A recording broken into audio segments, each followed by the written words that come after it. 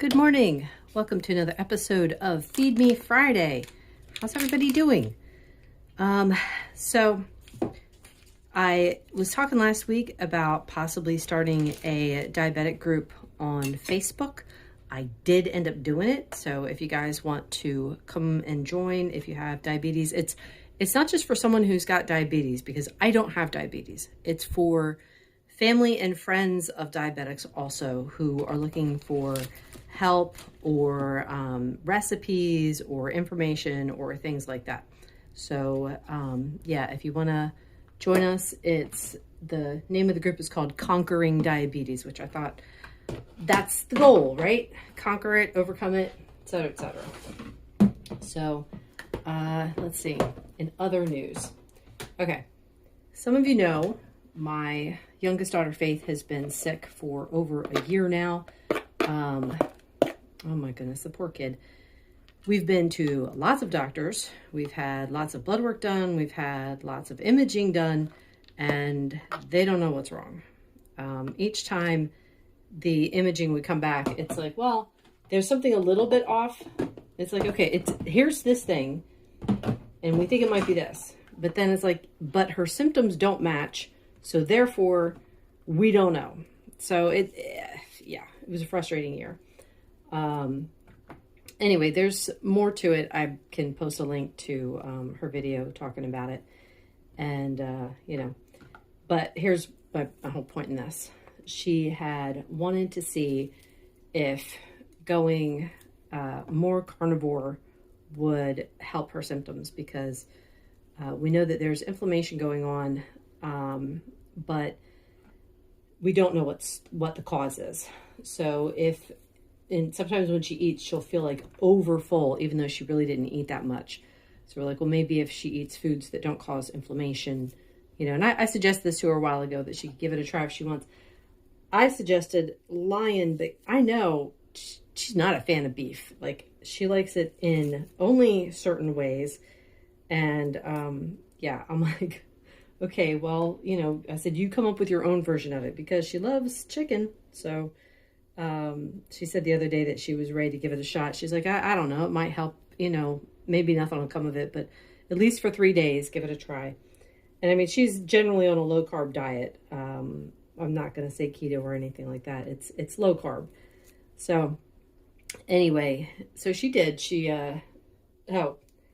so what was funny to me was she's like, well, what eats chickens? I'm like, I don't know, maybe hawks. And she's like, that's what I'm going on. I'm going on the hawk diet. And I just thought that was cute.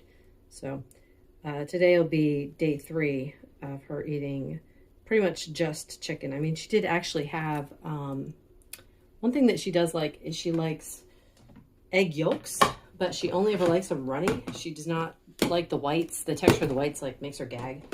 So she asked if I could make an over easy egg so that she could dunk a piece of bacon in it. So I did, and she liked that. That was good. What else am I going to tell you about that? I think that's about it. If you're a Christian, prayers would be appreciated. Yeah. It's part of the issue is everything causes pain. Like anytime she bends her stomach, like the sitting in a chair, sitting up, because you're using all your stomach muscles to sit. She can only sit up for a certain length of time before she has to lay back down because the pain is so bad. Anyway, I'm going to go wash my hands and get some coffee. Got chocolate peanut butter coffee by, it's Girl Scout brand. And I got a scoop of collagen, 1 tablespoon of butter, a few dashes of salt, and 2 tablespoons of heavy cream. So I was watching an interesting documentary yesterday about why Egyptians got fat. And the thing is, like, whenever you're watching a documentary, you got to keep in mind, maybe not everything in there is true. I mean, I found documentaries, and then a documentary debunking that documentary, and then a documentary debunking that documentary. I mean, it's just, so you got to take everything, all the information with a grain of salt. Keep keeping that in mind, so in the documentary, I'll post it in the description because I thought it was interesting. He was talking about how like the lifestyle of the Egyptians, things that they ate, were making them overweight and diabetic. And some of the information that he gave was actually, this other woman debunked that. I'll post a link to her video too. She was saying that, he didn't know how to read a study, and he didn't know this and he didn't know that. Yeah, here's my point.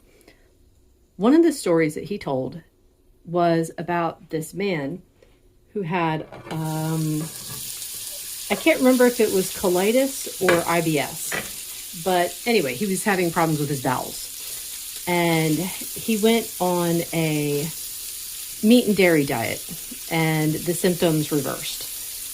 So,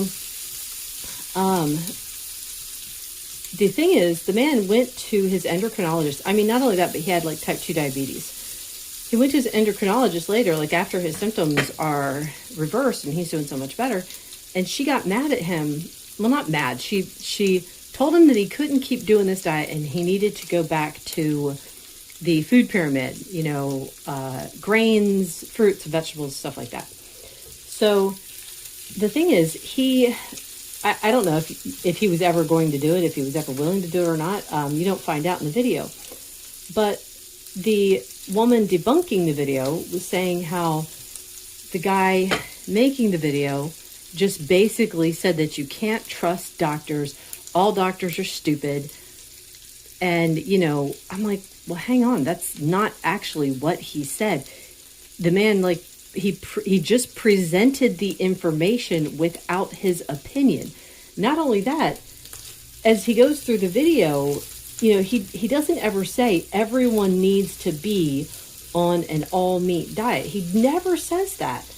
And that's kind of how she's painting him, as like he made this hardline stance.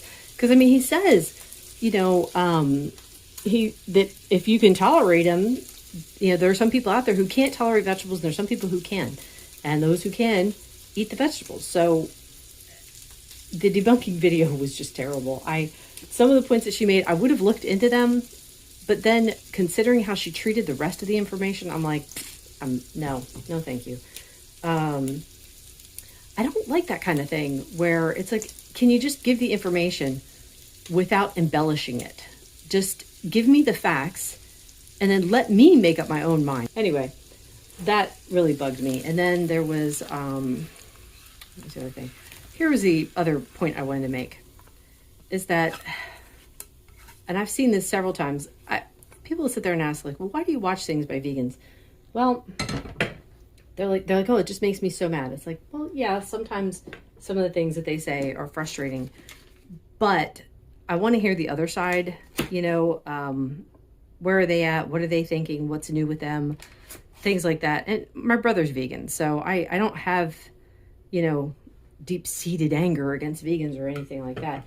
I know that there's people who do get upset because, some vegans in their life have been like really mean or whatever, but I haven't had that experience. But anyway, here's the thing.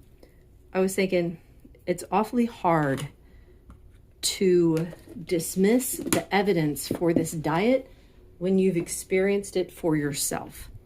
So one of the things I see often in these vegan debunking videos is that they'll call the information propaganda. They'll also attribute the side effects of changing your diet to either psychosomatic, in other words, it's all in your head, or sometimes people just get better without any reason at all.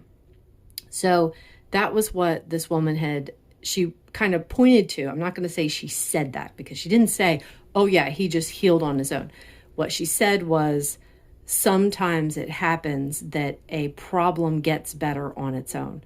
It's like, well, I could believe that was maybe true, maybe for his bowel problems, but for the diabetes, that only gets better if you change your diet. That doesn't just magically go away. So I don't know. Maybe I'm wrong there too. Maybe someone has had it magically go away. If you have, let me know. But the thing I was thinking about was that when I started the diet, I had a couple expectations. I expected to lose weight. I figured that was probably going to happen. I had heard a lot of things that could get better, like people talking about psoriasis, their blood pressure, their labs, things like that were expected, right? But then I had all these other things happen that were unexpected. So, like 4 days into keto, and my heart palpitations disappeared. I was not expecting that to happen. So I can't sit there and say, yep, that happened. It was psychosomatic because I figured it would happen. I hadn't heard of anyone having that happen. To have my kidney stone issues stop and the urinary tract infections go away. That was unexpected. I did not know that that kind of thing could happen. I did expect increased energy, and I got increased energy. So, I mean, they could say that that was all in my head. But I was coming from a point of having thalassemia.